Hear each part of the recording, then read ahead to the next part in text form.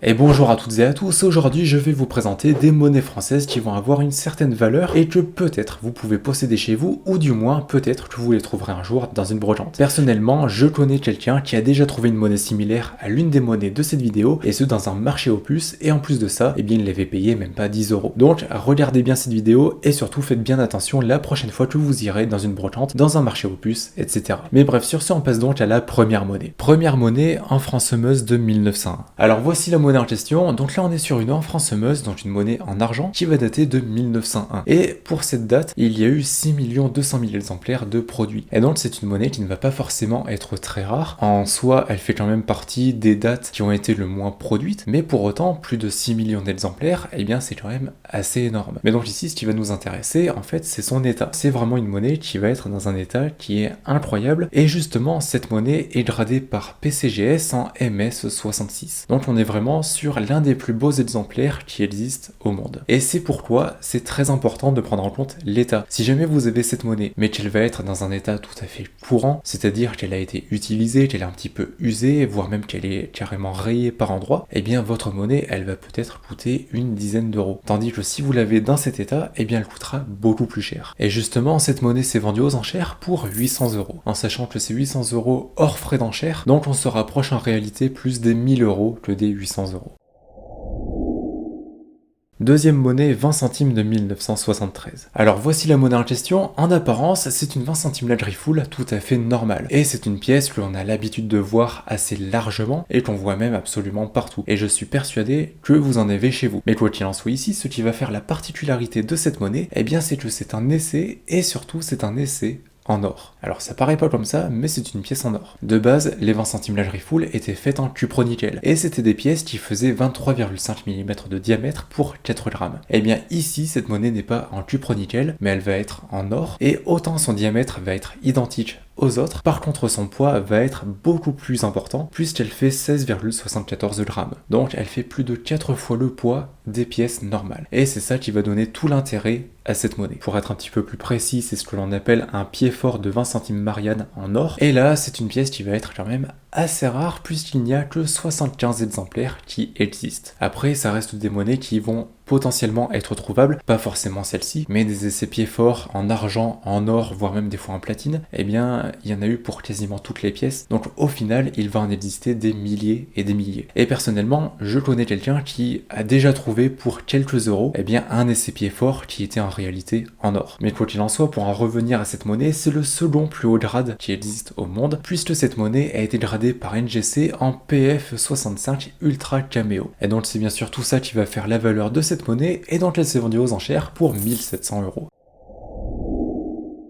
Troisième monnaie, 50 centimes semeuse de 1900. Alors voici la monnaie en question. Une nouvelle fois, on va être sur une monnaie qui va être en très très bel état. Et donc ici, c'est une monnaie qui va être assez rare. Déjà de base, la date, donc 1900, fait partie des dates qui vont être quand même assez recherchées, mais pour autant, c'est pas non plus la monnaie la plus rare du siècle. Par contre, ce qui va être intéressant, comme j'ai pu le dire, eh bien c'est son état. Et justement, cette monnaie est gradée par NGC en PF64 mat. Et ici, eh bien ça va être le plus bel exemplaire gradé au monde. Donc de ce millésime là, si vous préférez de cette date là, et surtout de ce type, eh bien c'est le plus bel exemplaire que vous puissiez trouver dans tout le monde. Donc c'est pour ça que cette monnaie va avoir quand même une certaine valeur. En dehors de ça, au niveau des caractéristiques, c'est une monnaie tout à fait normale, qui fait ici 18 mm de diamètre pour 2,5 grammes, et qui se compose bien sûr d'argent. Après, une nouvelle fois, si jamais vous avez une 50 centimes semeuse de 1900, eh bien elles ne vont pas forcément avoir la même valeur, puisqu'elles vont pas être non plus obligatoirement dans le même état. Et personnellement, j'en ai déjà eu qui était totalement usé, autant dire que le prix était pas très élevé, bien entendu. C'est pour ça que l'état est vraiment très important pour une pièce de monnaie. Et donc justement ici, par rapport au prix de cette monnaie, eh bien elle a été vendue aux enchères pour 900 euros.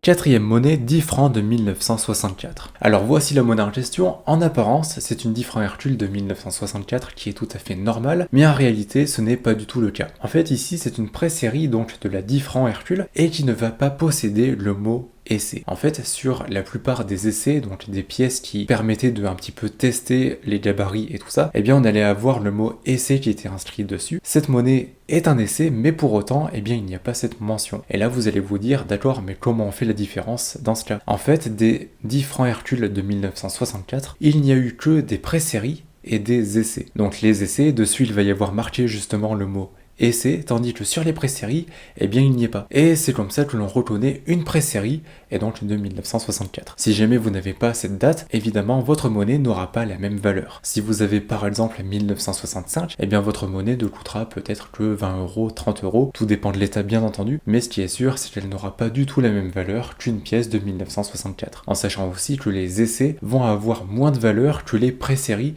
du moins dans ce cas précis. Sinon en termes de caractéristiques, on va vraiment être sur les mêmes que pour les autres dates, donc on est sur une pièce qui va faire 37 mm de diamètre pour 25 grammes. Donc là il n'y a aucune différence notable. Mais quoi qu'il en soit, donc par rapport au prix de cette monnaie, eh bien elle s'est vendue pour 2600 euros. Donc ça vaut quand même le coup de vérifier la date.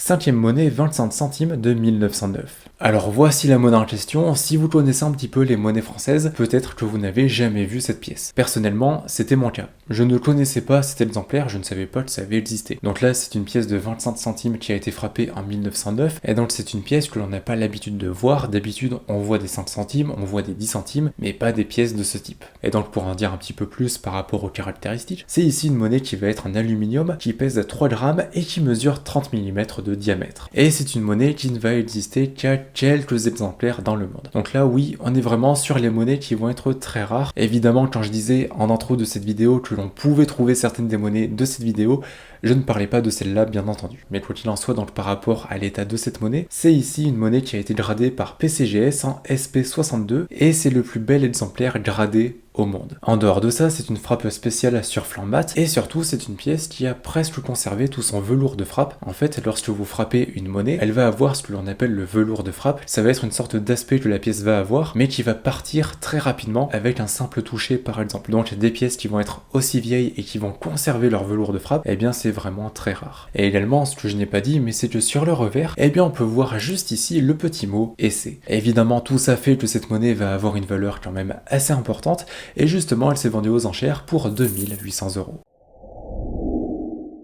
Sixième monnaie, 10 centimes du Puy de 1897. Alors voici la monnaie en question, on est une nouvelle fois sur un essai, et donc là pour la 10 centimes du Puy de 1897. Donc je vous mets à quoi ressemblaient les 10 centimes après. Honnêtement, je préfère vraiment les essais, je trouve que ce sont des monnaies qui vont être quand même bien plus belles. Mais bref, on n'est pas là pour parler de ça. Concernant les caractéristiques de cette pièce, ça va être une monnaie qui va avoir les mêmes bien qu'une 10 centimes du Puy normale. À savoir ici, c'est une pièce qui va être en bronze et qui fait 10,07 grammes pour 30 mm de diamètre. Et donc ce qui va surtout faire la valeur de cette pièce, c'est pas forcément le fait que ce soit un essai, même si évidemment ça va y participer, mais ça va être son état. Et justement, cette pièce a été gradée par PCGS en SP63 et c'est le seul exemplaire qui est gradé et surtout, eh bien c'est l'un des plus beaux exemplaires qui existent au monde. Et donc par rapport à son prix, eh bien cette monnaie s'est vendue aux enchères pour 900 euros.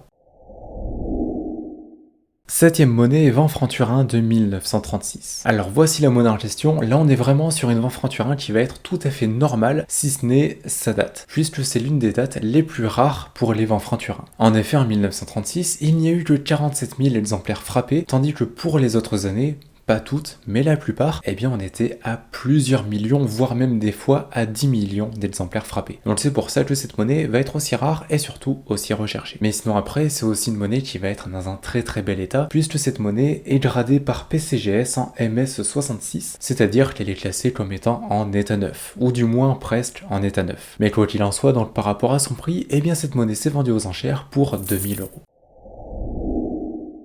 Huitième monnaie, 2 francs Morlon de 1931. On va être ici sur une 2 francs qui, en apparence, a l'air tout à fait normale. Mais en réalité, cette pièce ne va pas être en bronze alu ou en aluminium comme l'ont été les Morlons par la suite, mais elle va être en argent. En effet, c'est une pré-série d'une 2 francs Morlon, et également c'est aussi une frappe spéciale, et c'est une pièce qui date de 1931. Et justement, cette monnaie va dater de 1931, sauf qu'il y avait également des monnaies très communes qui existaient de cette même année. Donc, comment faire la différence? Eh bien déjà, les monnaies communes de 1931 vont être en bronze aluminium, c'est-à-dire qu'elles vont avoir un aspect doré. Ça va pas du tout être le cas pour cette pièce, puisque cette pièce est en argent et donc a un aspect argenté. Et au niveau des caractéristiques, eh bien on va être sur les mêmes pour les deux pièces. Donc les pièces en bronze alu vont faire 27 mm de diamètre pour 8 grammes, et les pièces en argent, du moins les pré-séries comme celle-ci, eh bien vont également faire 8 grammes pour 27 mm de diamètre. La seule chose à regarder, eh bien ça va être l'aspect de la pièce. Est-ce qu'elle est argentée ou est-ce qu'elle est doré. Et c'est vraiment ça qui va vous permettre de faire la différence. Autre chose, mais c'est un petit peu plus dans les détails, eh bien ça va être l'absence des différents. Les différents, ce sont les symboles que l'on va trouver en général autour de la date, et donc ça peut être une abeille, ça peut être un dauphin, ça peut être une ancre, etc. Et donc ici, il ne va pas y en avoir. Mais quoi qu'il en soit, donc par rapport à cette monnaie en particulier et par rapport à son état, eh bien cette monnaie est gradée par PCGS en SP67 et elle est priced en fleur de coin, donc elle est priced en état neuf. Et par rapport à son prix, eh bien cette monnaie s'est vendue aux enchères pour 2200 €. Mais donc voilà pour cette vidéo, j'espère que ça vous aura intéressé. Évidemment, si jamais vous avez certaines de ces monnaies ou si vous avez des questions, n'hésitez pas à les poser dans les commentaires. En tout cas, je vous rappelle que vous retrouverez toutes les sources dans la description et également vous retrouverez dans la description le lien vers mon site internet empiredesmonnaies.fr. Dessus, il y a des centaines de monnaies en vente, il y a des romaines, des féodales, des grecques, des françaises, etc. Il y en a vraiment pour tout le monde et pour tous les budgets. Donc si jamais ça vous intéresse, c'est le premier lien sous la vidéo. Sur ce, n'oubliez pas de mettre un pouce bleu, de vous abonner et d'activer la cloche de notification. Et puis marquez franc rare dans les commentaires. Et puis je vous dis à bientôt dans une prochaine vidéo. Allez, salut!